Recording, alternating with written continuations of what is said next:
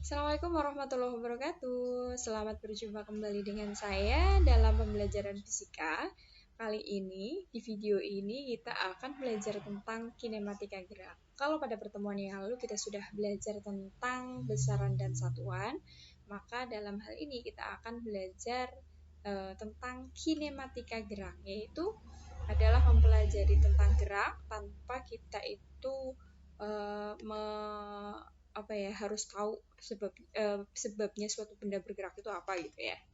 Oke, jadi dalam fisika itu dinamakan sebagai kinematika gerak. Jadi sebelum kita beranjak untuk membahas tentang kinematika, maka di sini akan saya bahas sedikit tentang gerak itu sendiri. Kalau dalam kehidupan sehari-hari, kita seringkali berbicara tentang gerak gitu ya. Ayo gerak, gerak, gerak gitu ya. Padahal di dalam fisika yang namanya gerak itu beda pengertiannya dengan pengertian gerak yang tentu saja biasa kita pakai dalam kehidupan sehari-hari. Kita menggelengkan kepala, kita merentangkan tangan, itu kalau dalam kehidupan jelas dikatakan sebagai gerak. Tapi kalau dalam fisika itu belum dikatakan sebagai gerak selama suatu benda itu tidak bergerak terhadap acuan tertentu. Jadi kalau dalam fisika itu dikatakan benda itu bergerak apabila itu dia mengalami perubahan posisi atau perubahan kedudukan terhadap acuan. Maksudnya bagaimana? Misalnya nih, dalam kehidupan sehari-hari misalnya saya bergerak dari titik A ke titik B atau dari desa A ke desa B misalnya. Naik apa? Kita bisa naik apa-apa gitu ya. Bisa jalan kaki, bisa dengan kendaraan, ya, bisa naik motor, bisa naik bis dan sebagainya. Maka ketika kita bergerak seperti itu, kita seolah-olah melihat pohon-pohon di pinggir jalan itu yang bergerak. Kita diam. Dalam hal ini, itu karena kita menjadikan diri kita sebagai acuan, maka kita akan melihat benda-benda itu bergerak terhadap kita. Padahal sebenarnya yang terjadi adalah kita yang bergerak terhadap pohon-pohon itu gitu ya. Nah, untuk lebih jelasnya saya contohkan seperti ini. Misalnya saya punya benda A dan punya benda B yang saling berdampingan. Mereka terpisah pada jarak seperti ini. Nah, kalau pada keadaan yang kedua ternyata benda A dan benda B terpisah pada jarak seperti ini, maka dikatakan bahwa benda B itu bergerak terhadap benda A, bergerak menjauh terhadap benda A. Itu kalau kita jadikan benda A itu sebagai acuannya. Tetapi kalau kita jadikan benda B sebagai acuannya, maka boleh saja kita katakan bahwa benda A bergerak terhadap benda B. Itu kalau di dalam fisika ya. Jadi, suatu benda dikatakan bergerak itu harus jelas acuannya siapa. Benda B bergerak terhadap benda A. Benda B bergerak menjauhi benda A. Di sini boleh dikatakan seperti itu. Tapi kalau misalkan dikatakan bahwa benda A bergerak terhadap benda B, boleh nggak? Boleh. Nah, dalam hal ini arahnya adalah berlawanan dengan arah gerak benda B terhadap benda A, gitu ya. Oke, itu untuk bisa memahaminya silakan diulang-ulang aja pengertiannya gitu ya. Oke, saya jelaskan mungkin dengan contoh gambar ini. Misalnya seorang gitu ya, saya gambarkan di sini dengan emoticon smiley. Seseorang berada di titik X, kemudian dia bergerak dengan lintasan berkelok-kelok seperti itu hingga tiba di titik Y. Ya. Seorang yang mula-mula berada di titik X, kemudian menempuh lintasan berkelok-kelok sampai di titik Y. Ini bisa juga kita gambarkan, misalkan kita dari rumah berangkat ke sekolah menempuh lintasan, tentu saja lintasannya berkelok-kelok ya. Maka lintasan yang berkelok-kelok ini ya, panjangnya itulah yang kita sebut sebagai jarak ya. Panjang lintasan yang keseluruhannya itu adalah kita sebut sebagai jarak. Kemudian kalau dari titik X ke titik Y ini saya tarik garis lurus ya, ingat ya, ditarik garis lurus dari titik X ke titik Y, maka garis lurus ini panjangnya yang kita sebut sebagai perpindahan. Oke, jadi jarak itu adalah sebagai panjang lintasan ya, simbolnya adalah S tanpa tanda panah. Kemudian perpindahan simbolnya adalah S dengan tanda panah, seperti itu ya. Jadi perpindahan itu apa? Perpindahan itu adalah titik terdekat, ya, titik terdekat antara titik X dengan titik Y, jarak terdekatnya. Maka itu disebut sebagai perpindahan. Oke, kalau jarak adalah panjang lintasannya. Untuk lebih jelasnya di sini akan saya bahas tentang komponen geraknya. Jadi tadi ada kita sebut sebagai jarak S, ya. Simbolnya kenapa S aja? Karena di sini dia adalah merupakan besaran skalar. Kemudian di sisi lain kita juga punya perpindahan sebagai besaran vektornya dengan simbolnya S dengan tanda panah di atasnya atau S dalam italiknya ditulis dengan tanda miring. Kemudian kalau kita turunkan terhadap waktu, jarak diturunkan terhadap waktu, maka kita punya besaran yang kita sebut sebagai kelajuan. Ya. Di sini disimbolkan dengan simbol V. V-nya tegak aja, tapi V kecil. Nah, V kecil ini menunjukkan kelajuan, yaitu adalah sebagai turunan dari jarak, yaitu selang jarak atau selisih jaraknya dibagi dengan selang waktunya. Jadi misalnya dalam 1 detik dia menempuh jarak, sini jarak ya, menempuh jarak sebesar 10 meter, maka di sini dikatakan bahwa kelajuannya adalah 10 meter per sekon tanpa arah, ya, karena arahnya ya berkelok-kelok gitu. Sedangkan perpindahan tadi kan kita jelas, kita tarik garis lurus, jadi kita tahu arahnya kemana gitu ya. Perpindahan ini kalau kita turunkan terhadap waktu, kita punya besaran yang kita sebut sebagai kecepatan. Simbolnya sama V, tapi di sini ditulis miring atau dengan tanda panah di atasnya, yaitu merupakan turunan dari perpindahan terhadap waktu, atau kita tuliskan bahwa V sama dengan delta S per delta T, atau selisih perpindahan, ya, per selang waktu. Nah, kemudian kelajuan kalau kita turunkan terhadap waktu, maka kita punya besaran yang disebut dengan perlajuan, simbolnya A, yaitu adalah delta V per delta T. Jadi perubahan kelajuan setiap selang waktu. Sedangkan kecepatan kalau kita turunkan terhadap waktu, kita punya besaran yang kita sebut sebagai percepatan. Disimbolkan dengan A dengan tanda panah atau A miring, yaitu adalah sebagai perubahan kecepatan setiap satu satuan waktu. Oke. Dalam hal ini, ya, untuk bisa dipahami perbedaan antara jarak dengan perpindahan, kelajuan dengan kecepatan, dan perlajuan dan percepatan. Ya, harus dipahami karena apa? Pada besaran-besaran yang di sebelah kiri, besaran-besaran yang di sebelah kiri tadi ini adalah besaran skalar dan ini adalah besaran vektor. Maka di sini harus kita perhatikan arahnya. Ya. Nanti dalam kasus kinematika gerak lurus, ya, yang kita bahas adalah besaran-besaran pada gerak lurus, maka mungkin langsung saya katakan nanti ketika saya katakan perpindahan mungkin agak, ya, kok perpindahannya sama dengan jarak, ya, karena ketika dia bergerak satu arah maka otomatis perpindahannya sama dengan jarak, tapi ketika dia bergeraknya bolak-balik maka akan beda pengertiannya gitu ya, antara jarak dengan perpindahannya. Oke, kita lanjut. Ya, gerak, ya, seperti yang sudah saya sampaikan tadi, di dalam fisika kita mengenal ada yang namanya gerak lurus, kemudian ada yang namanya gerak parabola, ada juga yang namanya gerak melingkar. Kenapa namanya seperti ini? Tentu saja ini adalah bergantung pada jenis lintasannya. Kenapa dikatakan gerak lurus? Ya, karena dia lintasannya berupa garis lurus.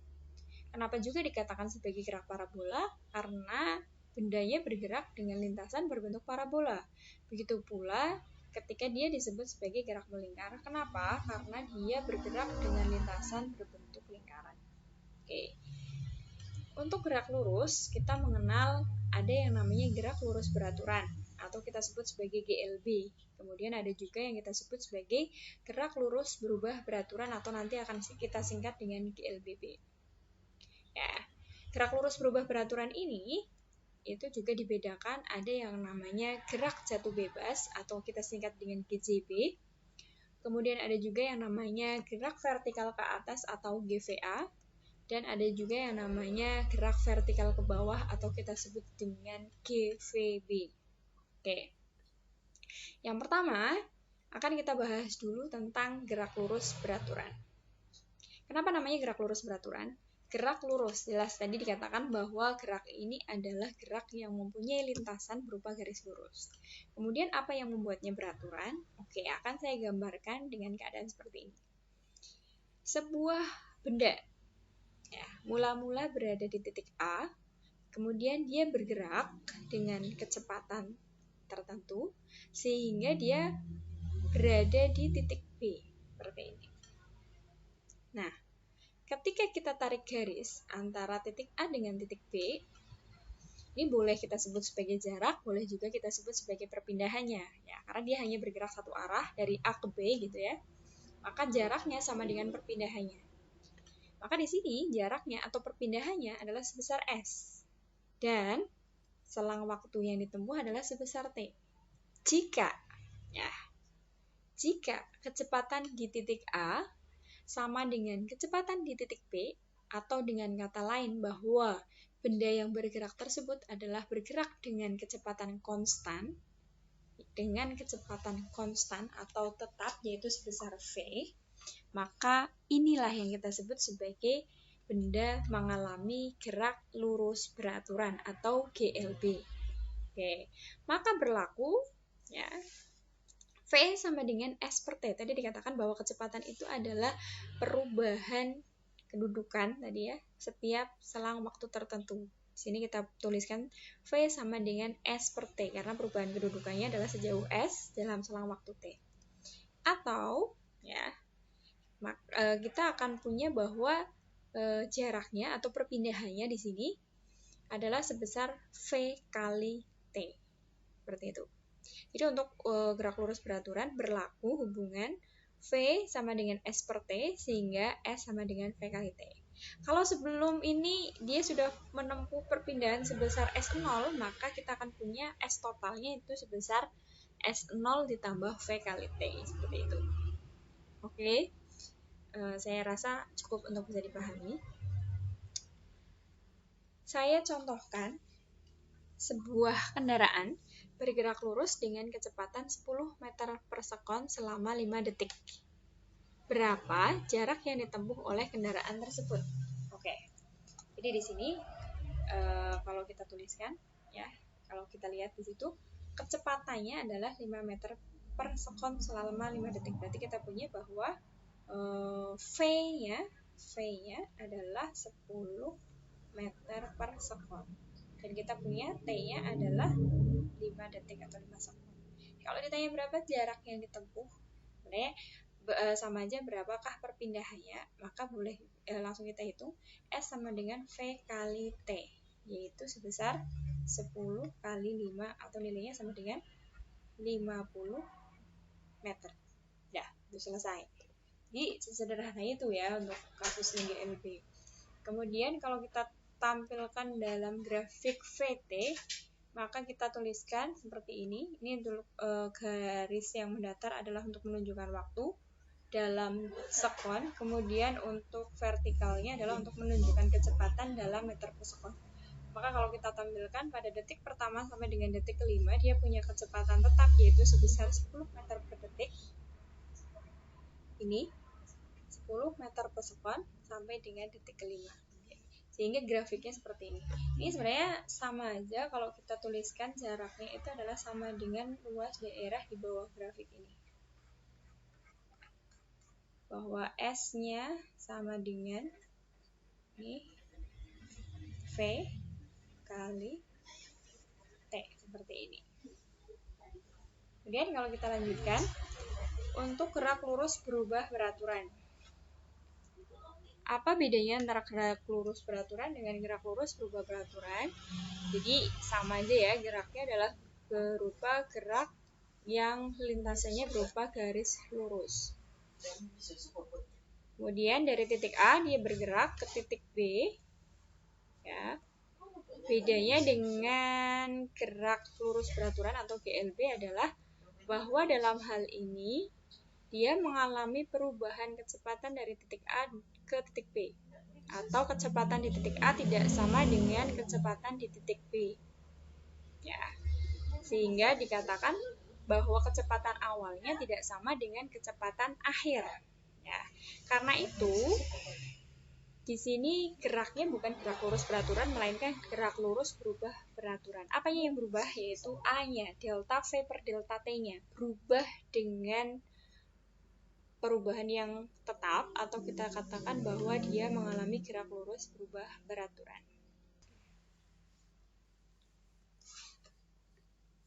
Lanjut. Oke. Contohnya, kita tulis, kalau kita tampilkan dalam grafik, ini untuk menunjukkan waktunya dan ini untuk V-nya. Ya, karena ada perubahan kecepatan, maka bisa kita gambarkan dalam grafik kurang lebihnya seperti ini. Ya, V0-nya untuk T yang mula-mula 0, kemudian VT-nya adalah ketika pada T tertentu. Ya. Maka di sini jelas terlihat bahwa V mula-mula dengan V akhir itu mengalami perbedaan, mengalami perubahan atau ada perbedaan nilai. Jadi grafiknya bisa naik ke atas atau bisa turun. Berarti kalau grafiknya naik, ini menunjukkan ada perubahan kecepatan bertambah, itu kecepatannya, berarti dia mengalami percepatan. Kalau grafiknya turun, berarti dia mengalami perlambatan. Tuh ya. Oke. Maka di sini kita punya bahwa A itu adalah sebagai perubahan kecepatan per selang waktu tertentu. Atau tadi kita punya bahwa A itu adalah delta V per delta T. Karena kita punya hubungan itu, A sama dengan VT min V0 per T, maka kita punya hubungan yang lain, yaitu, atau kita turunkan, jadinya VT adalah sama dengan V0 plus A kali delta T. Dari mana? Ya, dari hubungan tadi ini. Kita balik aja, A kali T sama dengan VT min V0, atau kita punya VT sama dengan V0 plus A kali T. Dalam hal ini, kalau kita ditanya berapa jarak yang ditempuh, itu sama aja seperti pada GLB tadi, yaitu sama dengan luas daerah di bawah grafik. Ya, jadi kalau misalkan kita mau lihat di sini, ya, untuk luas daerah di bawah grafik itu kan sebenarnya di sini bisa kita bagi jadi dua nih. Yang ini sampai sini, berarti ini adalah luas persegi panjang, kemudian ini adalah luas segitiga. Kalau luas persegi panjang berarti sama aja, V0 kali T. Nah, luas segitiganya ini berarti adalah luas alas kali tinggi. Ya, luas alasnya berarti T, tingginya adalah VT min V0. Kemudian dibagi dua kan, luas segitiga. Berarti setengah kali VT min V0 kali T. Atau kalau kita tuliskan seperti ini. S sama dengan V0T plus setengah kali T kali VT min V0. Hingga kita punya hubungannya adalah S sama dengan V0T plus setengah kali T kali A kali T. Dari mana A kali T? Nah, A kali T itu dari hubungan ini. Nih. VT min V0 sama dengan A kali T. Maka kalau di sini saya ganti VT min V0-nya dengan A kali T, berarti boleh. Sehingga saya punya hubungannya jadi S sama dengan V0T plus setengah AT kuadrat. Seperti itu ya. Jadi untuk bisa dipahami, rumusan dalam gerak lurus berubah beraturan, ini yang saya tandai dalam kotak kuning itu adalah yang harus kita ingat baik-baik. Paling enggak kita ingat bahwa VT sama dengan V0 plus A kali T, dan untuk menghitung jaraknya bisa kita gunakan rumusan S sama dengan V0T plus setengah AT kuadrat. Yang berikutnya, kita contohkan dengan soal. Contohnya seperti ini ya. Seorang driver ojol mengendarai sepeda motornya mula-mula dengan kecepatan 15 meter per sekon. Karena suatu hal, ojol tersebut melakukan pengereman, sehingga 5 detik kemudian kecepatannya menjadi 5 meter per sekon. Berapa perlambatan yang dialami ojol tersebut, serta berapa jarak yang ditempuh selama pengereman. Jaraknya yang ditempuh adalah selama pengereman. Nah, oke, kalau kita tuliskan, ya, di sini besaran-besarannya diketahui bahwa mula-mula dia kecepatannya adalah 15 meter per sekon. Kemudian dia mengalami pengereman sehingga kecepatan akhirnya adalah 5 meter per sekon. Selama selang waktu 5 detik. Kemudian yang ditanyakan berapa perlambatannya dan berapa jarak yang ditempuh. Ya. Kalau seperti itu berarti kita cukup gunakan rumusan A sama dengan VT min V0 per T. VT-nya adalah 5, V0-nya adalah 15, dan T-nya adalah 5. Maka di sini kita punya A sama dengan min 10 per 5, atau sama dengan min 2 meter per sekon. Kenapa nilainya negatif? Nilai negatif di sini adalah menunjukkan perlambatan. Ya, perlambatan. Kenapa perlambatan? Karena dia melambat. Dia mengalami pengereman. Kemudian kalau ditanya berapakah jaraknya, jaraknya bisa kita gunakan rumusan S sama dengan V0T plus setengah AT kuadrat. V0-nya adalah 15, T-nya adalah 5 detik, kemudian ditambah dengan setengah kali A-nya adalah min 2, kali T-nya adalah 5 dikuadratkan, maka kita punya S sama dengan 75 min 25, atau kita punya S sama dengan 50 meter. Seperti itu. Oke, yang berikutnya masih kaitannya dengan GLBB. Tadi kita punya S sama dengan V0T plus setengah AT kuadrat, atau untuk jarak kita punya rumusannya seperti itu. Ya, dalam hal ini kita harus ingat hubungan antara A dengan VT, V0, dan T, atau kita punya di sini A sama dengan VT min V0 per T, atau dengan kata lain kita balik posisinya antara T dengan A, maka kita punya T sama dengan VT min V0 per A.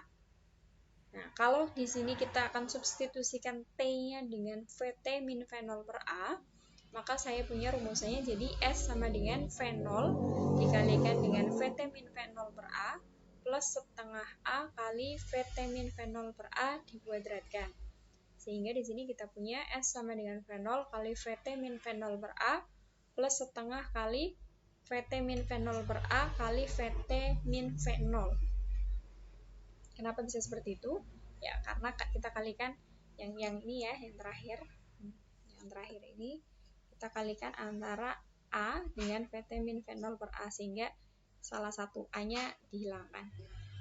Sehingga kita punya hubungannya, kalau masing-masing kita kalikan dengan 2A, maka saya punya 2AS sama dengan 2V0 kali VT min V0 plus VT min V0 kali VT min V0.